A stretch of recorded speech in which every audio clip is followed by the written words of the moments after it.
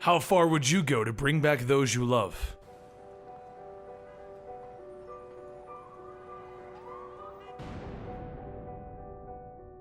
Welcome to the Complete Story Series, where I take trade paperbacks and single issues and I break them down into digestible bites to help you understand. Then I read it dramatically back to you. All alterations to the panels, text, and images are to prevent copyright problems, and all art is owned by its respective companies. Now this is a bit of a weird one, guys. We've actually already done this video. It's actually the very first video that we've ever done. But to celebrate crossing 1 million subscribers, we've decided to redo this storyline in our more updated style. This means that it's being written by our writer Sean, and it's being edited by our editor Dan. If you like this over our older video, which I'll link down below, give this video a like, and don't forget to let me know in the comments down below which of the tie-ins you would like to see, because we plan on doing them all this time. When Barry Allen was younger, he used to look up to his mother. So when his mother Nora was killed, he took it pretty hard, and he devoted his work into finding her killer. Once Barry was haunted by the past, but after becoming the Flash, he left those ghosts behind. He found love, a family, and he even found friends. One day at the office, Barry was woken by Forrest telling him that he needs to stop working these 18-hour shifts, working on the Miss Alchemy murder.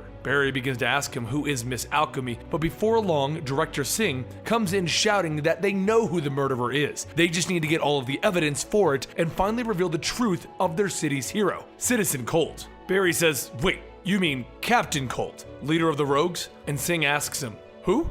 Then the reports begin to come in that there's a shootout in process between their hero and the Pied Piper. Singh turns back to tell them that they can't go after Colt until, but he sees that Barry is already gone. Outside, Barry is running, beginning to change into the Flash, but he notices that his ring is gone, and he trips down the stairs. A woman asks him if he's alright, but when Barry looks up, he sees his mother. She tells him that it's her birthday, and he promised to take her out to dinner, and Barry hugs her, stating it's so good to see her. It's so good to see her. They leave the station and Barry begins to ask where his father is, and Nora asks him if he's okay, because his father passed away 3 years ago. Barry stops her, stating, "Wait, I'm the Flash, and there's something wrong." But Nora begins to ask, "What are you talking about?" He says, "You know, the guy who can run really fast. I'm from the Justice League." And Nora begins to ask him again, "What's that?" He then asks about Batman, and she tells him, well, that person she knows of. Over in Gotham, Thomas Wayne chases down a girl named Yo-Yo, demanding to know where the Joker is. Where is the Joker's funhouse? As Thomas holds her down, she tells him that it's just on the tip of her tongue, and Thomas pulls out a batarang, telling her, "Let's get it off your tongue then." He begins scraping it across her glasses, asking where are the Dent twins, and she smiles and states that she doesn't know, and even if she did, they're probably dead already. Thomas then tells her, "Then so are you," and he pushes her off the edge of the building. Before Yo-Yo can hit the pavement down below, Cyborg catches her, and she tells him, "Okay, I surrender." Back up top, Thomas Wayne tells Cyborg that she slipped. "A lot of them slip," Cyborg says, "but I'm not here to judge you this time. Actually, we need your help, Batman." Thomas turns around to see holograms of the city's heroes, and Cyborg begins to state that everyone knows why they're here. They need Batman's help in the war that is rising up between Aquaman and Wonder Woman. Both sides are about to fight to try and gain control of the world. So among them, who is with him? Element Woman begins to shout that she is, but as the rest of the heroes talk, they all begin to bicker with each other. Through the arguments, some agree to help and others decide not to, but ultimately, they all decide that they need Batman to help in coming up with a plan. But Thomas tells them all to forget it. You don't stand a chance. You can't fight against Aquaman and Wonder Woman. Your little club is just gonna end up killing each other, and eventually you'll kill me. Cyborg shouts, stating that the world is going to erupt into war, and if it does, there won't be anything left, including Gotham. But Thomas jumps away to leave, and he tells him, one can only hope. Elsewhere in the outskirts of Gotham, Barry sits stuck in traffic, trying to get into the city. After a long while of waiting, Barry reaches Wayne Manor to try and find Bruce, and when he steps in, he sees the manor is empty and destroyed. He continues down to where the Batcave is, but he finds the same thing. Nothing but a desk and a gun. Barry then notices the family portrait of Bruce and his parents, and then a hand reaches out grabbing him.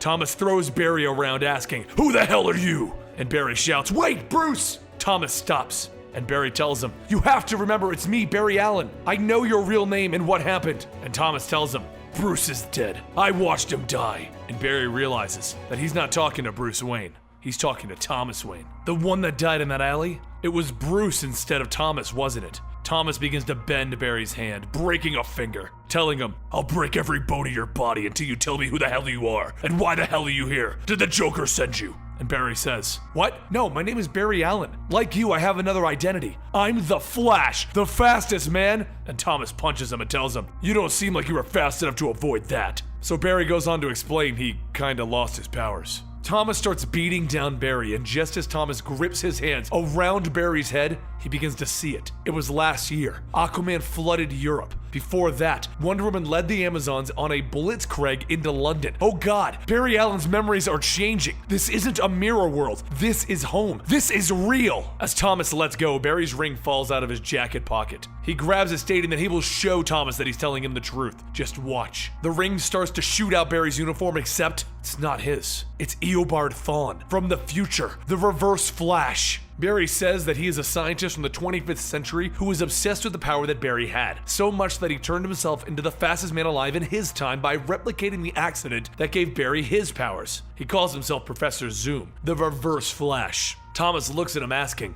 "Why would he put his uniform inside of your ring? And just how the hell does it fit in there anyway?" Barry goes on to state that Eobard put the uniform in them to let him know who was behind all of this. He's just as fast as him, and he can even do things that he couldn't, like change history. When he was younger, his mother was murdered, and his father was convicted for it. Since then, he spent his life trying to prove his father's innocence, but his father died in prison, and they never found the suspect. That is, until he became the Flash and found out that his entire life had been targeted by an enemy that he hadn't even made yet. Eobard Thawne had killed her, but right now Nora Allen is alive, so there's no doubt that Eobard has altered history. No one's heard of Superman, and Aquaman and Wonder Woman are at war. But Thomas only has one question. What about Bruce? You called me Bruce when you came here. Barry explains that is because that night in the alley, Bruce wasn't shot. It was his parents who died. Thomas then asks him, "Can you do it? Can you change things back?" And Barry tells him that he needs to find the Reverse Flash and figure out what he did. But first things first, they need to get Barry his speed back.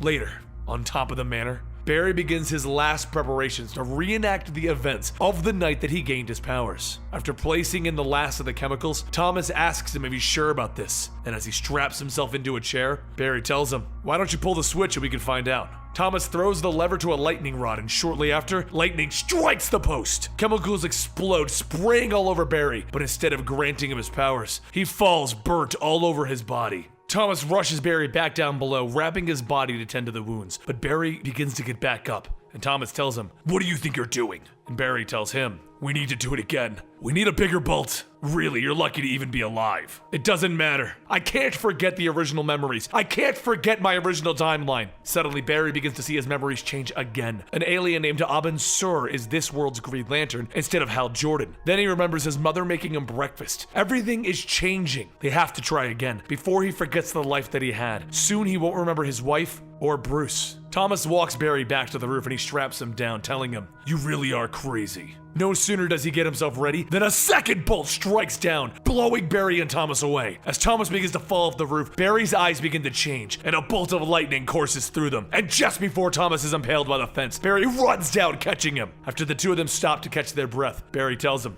"Told you." Back inside, Thomas begins to examine Barry, but the more he looks, the quicker Barry is just healing on his own. Barry says that his speed heightens everything, including his regenerative functions, but it will be a bit longer before he can shift into high gear. Thomas then hands him the yellow suit, and Barry looks at it, stating, "I'll just make a new one." And he runs off and he brings in his red suit, telling Thomas that that's much better. Afterwards, the two of them begin to work on what the next step is, and the one thing that is bothering Thomas is that if he has the ability to change history, why doesn't he just do that? Barry explains that small changes in the past can leave dangerous effects later, like throwing a rock into a windshield and it leaving cracks throughout history. So without any other speedsters, Eobard would know to take out the Justice League, but there wasn't one word on the big guy, Superman, the sole survivor of the planet Krypton. His rocket would have landed around the time that Bruce was born, and Thomas says that there was a rocket that struck down a Metropolis, though no one ever took credit for the attack. Barry begins to ask what happened to the rocket, and Thomas says, "I don't know, but I know who can find out."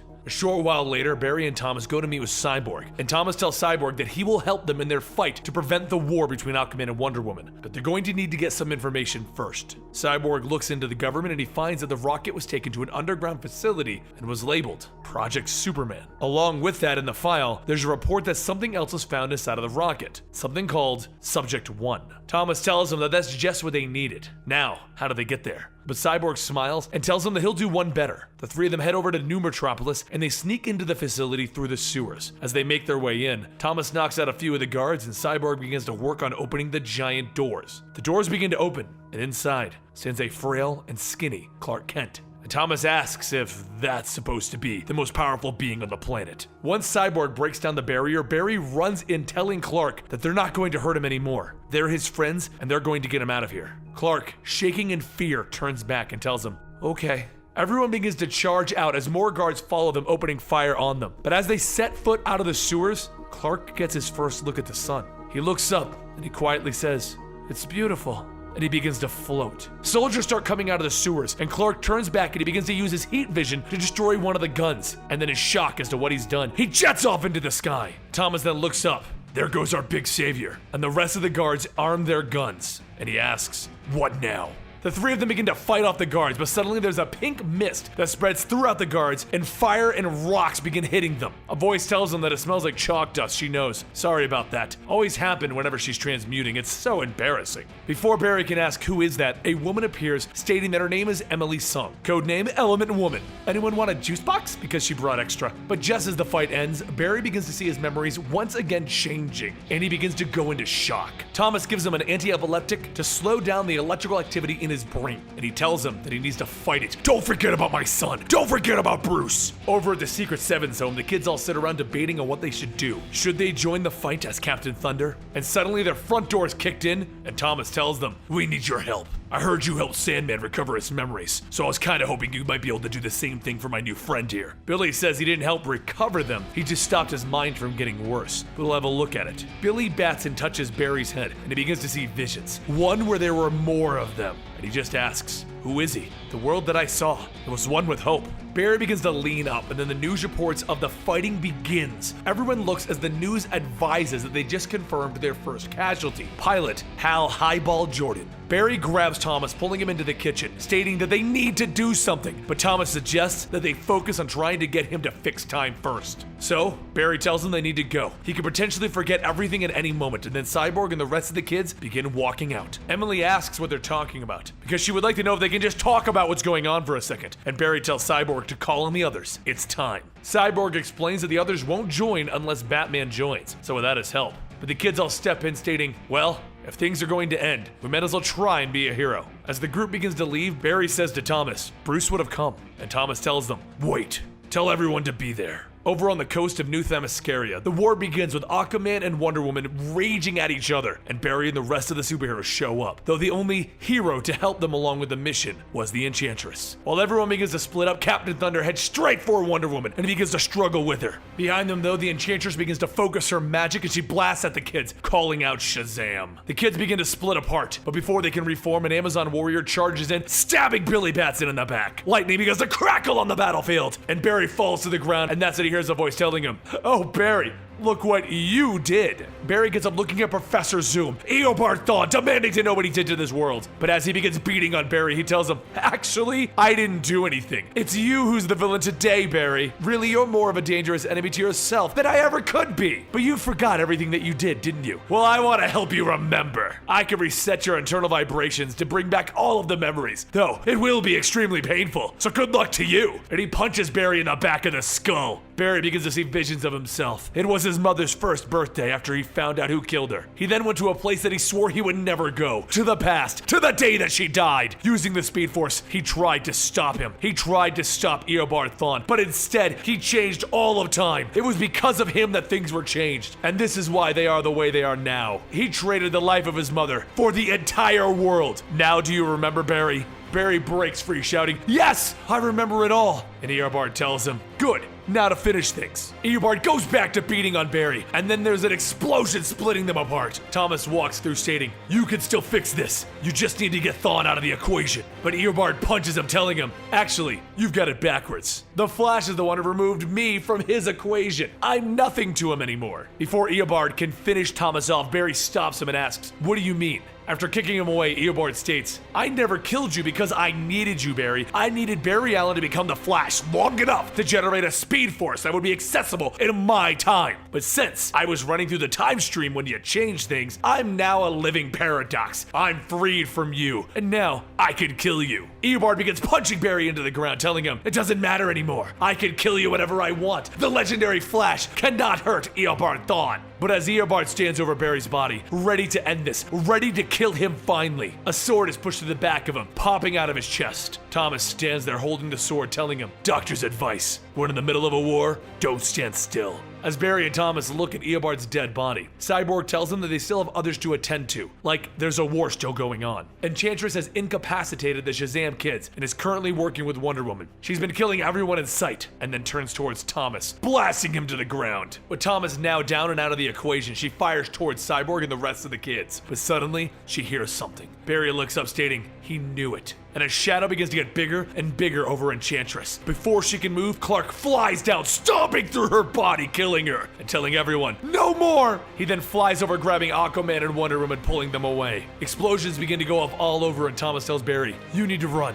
Run away. Fix all of this, and give Bruce this note. It's the one thing you can do for me." As Thomas closes his eyes, he tells him, "I'm sorry about your mother." Barry tells himself that he needs to run and he needs to get going. With the speed that he picks up, he can see the memories of his mother, and then he gets pulled out of the time stream and back home. Nora asks him where is he going and what is he wearing, and Barry tells her, "All of this is because of me." Inside, Barry explains that he changed the world to save her, but the world changed too much, for the worse. Many people died. Nora asks how many, and Barry tells her millions, but he won't let her die. She hugs him and tells him he has to let her go, and with one final hug, she says that she'll be with his father. She'll be okay. Just as the past Barry Allen runs on the cosmic treadmill, the current Barry Allen appears, telling him he knows what he's feeling and he's sorry. And he pulls him off of the treadmill before changing anything. Moments later, Barry wakes up at his desk at work, reliving that moment when Forrest woke him up. Forrest asks him if everything's okay. Barry says, "Yeah, I'm okay." He runs over to the Batcave and he asks Bruce if it's really him. And Bruce tells him, "Of course. Why?" Barry explains what happened. How he went back in time, and he changed this, and almost brought the world to the brink of destruction. But now, things seem normal. Bruce tells him to try not to beat himself up too much. If he had Barry's power, he would have done the same thing. There's one thing, though, he forgot to mention. The person who helped Barry save the world, he then hands Bruce the letter. Bruce reads the note from his father, and he pulls his mask back. And with tears in his eyes, he tells Barry, "You're one hell of a messenger." And Barry tells him, "You're welcome." And that concludes Flashpoint, brought to you in our more dramatic style that we've created over the 2.5 years of doing this channel. Guys, we crossed 1 million about a month and a half ago, but we've now crossed 1.1 million, and I can't thank you enough. This channel does not exist because I make these videos, or Dan edits the videos, or Sean writes these scripts up for you. It entirely exists because you guys watch the channel. If you didn't, this wouldn't exist. So thank you for everything that you have given us, and I hope you guys enjoyed this story. Now, for those of you guys wondering where the story goes after this, it goes into the New 52, but since that's now ended, go ahead and watch DC Rebirth. It picks up where this storyline left off and explains a few more things that have happened. Also, in the comments down below, let me know. Do you want to know the story of Superman, Subject 1? Do you want to know the story of Thomas Wayne and who the Joker really is in this timeline? Of Hal Jordan and Abin Sur? Do you want to know the story of Aquaman and Wonder Woman and why they were fighting? Because there's a whole thing going on with that. Let me know in the comments down below and we'll get to those stories, probably bringing them to you weekly. I'll chat with you guys on Twitter and Instagram at Comicstorian, and I'll see you next time right here.